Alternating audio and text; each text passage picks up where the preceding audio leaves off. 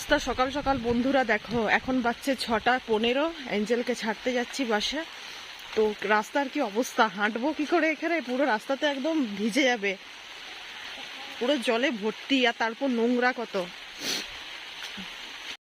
তো ছাতা নিয়ে আমরা বেরিয়ে পড়েছি। এই সকাল সকাল যা বৃষ্টি শুরু করেছে, আর রাস্তার অবস্থা তো দেখলে কি অবস্থা। অ্যাঞ্জেল দেখে দেখে আসবি, জুতো মোজা ভিজে গেলে পুরো দিন স্কুলে থাকতে হবে।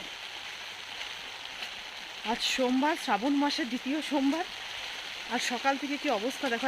তারপরে এই বর্ষাকালে বাচ্চাদের যত জিনিসপত্র সব রাস্তাতে ফেলে দেয় এরা। তো চলো তাড়াতাড়ি বাসে চাপিয়ে দিই অ্যাঞ্জেলকে, ভীষণ জোরে বৃষ্টিটা আসছে।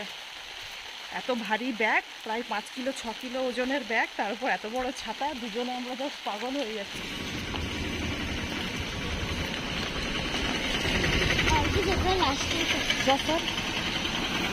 চল চেপে যা, চেপে যা, তাড়াতাড়ি চেপে যা, ভিজে যাবি।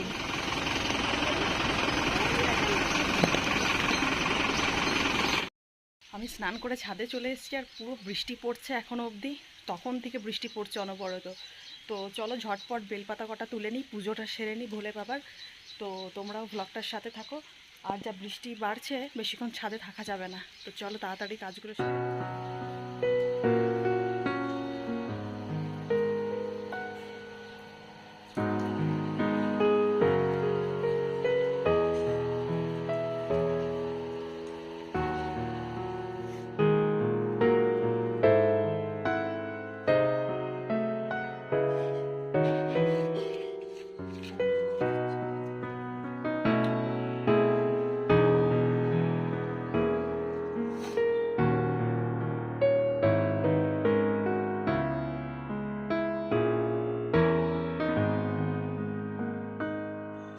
পুজো দেওয়া সব শেষ হয়ে গেল, কিন্তু এখনও অবধি বৃষ্টি বন্ধ হবার কোনো নামগন্ধ নেই। সেই সকাল 4:30 থেকে বৃষ্টি পড়ছে অনবরত।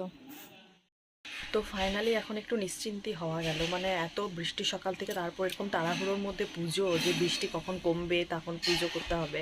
তো যাই হোক, ফাইনালি এখন পুজো টুজো করে একটু নিশ্চিন্তি হলাম, প্রসাদ খেলাম। এবার সারাদিন কিভাবে কাটাই জানি না।